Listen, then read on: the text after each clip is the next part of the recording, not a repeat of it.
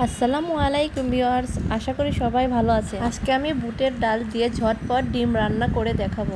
এই ডিম রান্নাটি করার জন্য তেমন কোনো ঝামেলা নেই। তো চলুন তাহলে কথা না বাড়িয়ে মূল রান্নায় যাওয়া যাক। এখানে আমি 7টি ডিম সিদ্ধ করে নিয়েছি।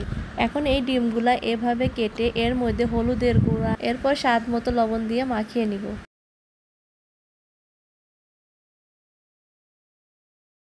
মাখানো হয়ে গেলে এই ডিমগুলা আমি হালকা তেলে ভেজে নিব। শুধুমাত্র এপাট ওপাট হালকা করে ভেজে নিলেই হয়ে যাবে।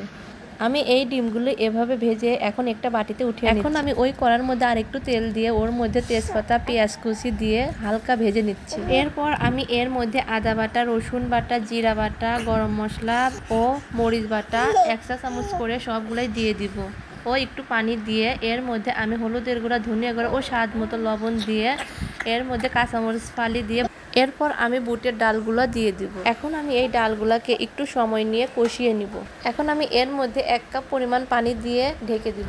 তো দেখতেই পারছেন আমার এই ডালগুলো 90% সিদ্ধ হয়ে গিয়েছে। এখন আমি ভেজে রাখা ডিমগুলো দিয়ে ঝোলের জন্য পরিমাণ মতো পানি দিয়ে ঢেকে দিব। এই তো দেখতে দেখতে আমার ডিমগুলো রান্না হয়ে গিয়েছে। এখন আমি জিরা গুঁড়া দিয়ে নামিয়ে নিব। কেমন হয়েছে আমার এই ভিডিওটি অবশ্যই কিন্তু কমেন্ট করে জানাবেন। এর জন্য এতটুকুই। সবাই ভালো থাকবেন, সুস্থ থাকবেন। আল্লাহ হাফেজ।